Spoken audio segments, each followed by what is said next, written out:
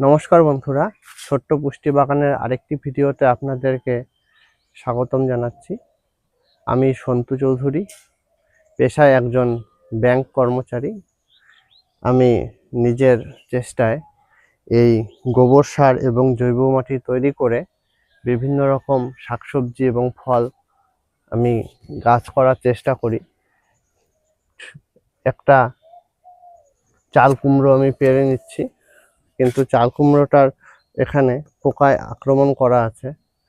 মাছি পোকার জন্য আমি যদিও এই ফেরোমেন ফাঁদ করেছি, তবুও মাছি পোকার আক্রমণ কমাতে পারছি না। এদিকে দেখুন, চাল কুমড়োগুলো ফেটে যাচ্ছে। ওয়েদারের গরম এবং ঠান্ডার কারণে চাল কুমড়োগুলোর রেজাল্ট ভালো না। ঠিক আছে, এই চাল কুমড়োটি কোনো কারণে ফেটে গেছে, খুব সম্ভব মাছি পোকার আক্রমণ হয়েছে। মাছি পোকার আক্রমণের কারণে এই জায়গাগুলো পচে গেছে। দেখুন, যাই হোক, আমি গাছপালা লাগাই, ধরুন 70% পোকা খাবে আর 30% আমি খাবো। কারণ নিজের বাড়িতে আমি কোনো বিষ বা কেমিক্যাল ফার্টিলাইজারের প্রবেশ একদম নিষিদ্ধ। আমার এই যে ছাদ বাগান দেখতে পাচ্ছেন, এটি সম্পূর্ণ জৈবভাবে এবং কোনো কেমিক্যাল সার, পেস্টিসাইড কোনো কিছুর ব্যবহার নেই। আসুন দেখাচ্ছি, দেখুন কি সুন্দর লঙ্কা, এত সুন্দর এই ঝাল ঝাল লঙ্কাগুলো হয়েছে। এই দেখুন কি সুন্দর, খুব টেস্টি এই লঙ্কাগুলো, প্রচণ্ড ঝাল এবং অনেক ফলনও হয়েছে। এখানে আরেকটি চাল কুমড়ো রয়েছে, এটির ভেতরেও পোকা আক্রমণ করে ফুটো করে দিয়েছে। ওই যা বলি যে পোকা খাবে 70%, আমি খাবো 30%। ওরা খাওয়ার পরে যেটা বাঁচবে সেটাই আমি খাবো, তাতেই আমার পুষ্টি এবং আমার ভালো থাকা। এটা যারা না বুঝতে পারবেন, যারা ভাববেন বাজারে গিয়ে একদম ছকছকা তেলে সুন্দর নিডল একদম সবজি কিনে এনে খেয়ে সুস্থ থাকবেন, তারা মূর্খের স্বর্গে বাস করছেন। কারণ সাধারণভাবে আমরা গাছ লাগিয়ে কোনো একটা গাছে দুটো সবজি একরকম দেখতে হয় না, কিন্তু বাজারে সব সবজি, সব ফল দেখতে একদম হুবহু সেম একরকম।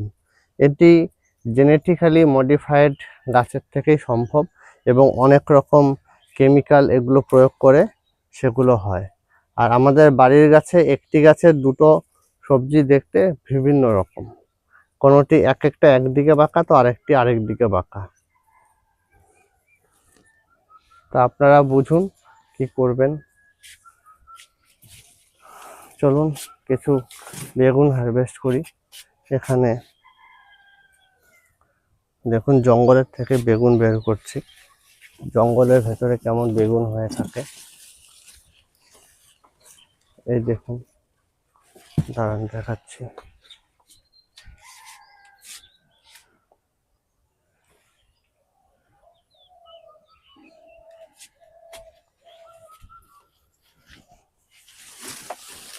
এই দেখুন কেমন বেগুন হয়ে থাকে।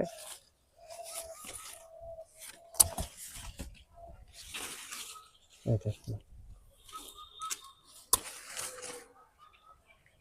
এগুলো গিফট অফ নেচার, নেচারের গিফট মনে করে নেবেন।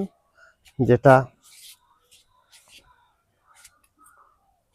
চলুন আরেকটু দেখাচ্ছি, আরো কয়েকটা বেগুন রয়েছে এখানে। এই যে দেখুন,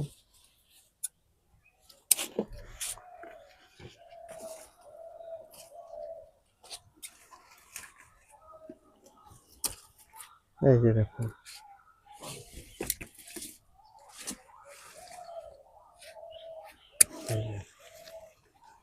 এই যে অনেকবার ভিডিওতে বলি এখন আমার সবজি তোলার পালা। তার কারণ হচ্ছে এই যে দেখুন, বেগুনটা এখানে ফুটো হয়ে আছে, পোকা এখানে ঢুকেছে, ঢুকে ভেতরে বাসা করে বাচ্চা ফাচ্চা দিয়েছে। এতটুকু হয়তো ফেলতে হবে, এটুকু খাওয়া যাবে, কিন্তু এটাই প্রাকৃতিক। বেগুন কাটলে যদি এই যে এফিডস আক্রমণ করেছে, পিঁপড়ে রয়েছে, এটাই প্রাকৃতিক। প্রকৃতির সঙ্গে এটি রয়েছে, এটি খেলে আপনি সুস্থ থাকবেন। আর যখনই আপনি একদম সুন্দর দেখতে চকচকা, একদম সোজা সুন্দর বেগুন বা বিভিন্ন শাকসবজি খাবেন, দেখবেন রোগ ব্যাধির আক্রমণ অনেক বেড়ে যাবে শরীরে।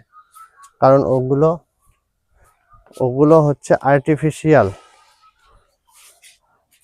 প্রকৃতিকে এরা নষ্ট করে দিয়েছে বিভিন্ন রকম রাসায়নিক সার এবং কীটনাশক এগুলো দিয়ে। প্রকৃতি শেষ, প্রকৃতির মধ্যে আর কিছু নেই। এই দেখুন, এখান থেকে একটা লেবুও হারভেস্ট করলাম। ঢ্যাঁড়স, দেখুন কি সুন্দর ঢ্যাঁড়স হয়ে থাকে, ঢ্যাঁড়স হারভেস্ট করছি।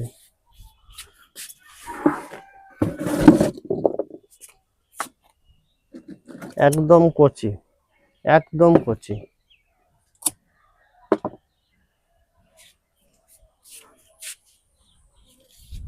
দেখুন কত শাকসবজি খাবেন বলুন, কত রকমের শাকসবজি খাবেন, প্রত্যেকদিন কিছু না কিছু হয়ে যায়।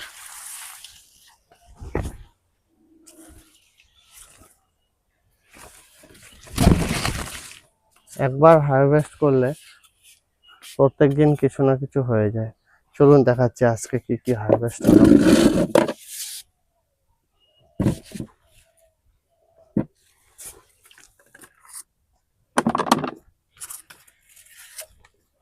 দেখুন, চাল কুমড়ো, বেগুন, তারপরে ঢেঁড়স,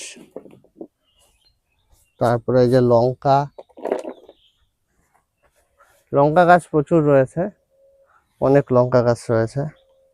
তো কেমন লাগলো আপনাদের ভিডিওটি অবশ্যই কমেন্টের মাধ্যমে জানাবেন এবং উৎসাহিত করবেন, এবং নিজেরাও বাড়িতে সম্পূর্ণ জৈবভাবে কৃষিকাজ করুন। দেখুন সুস্থ থাকবেন, ভালো থাকবেন। নমস্কার।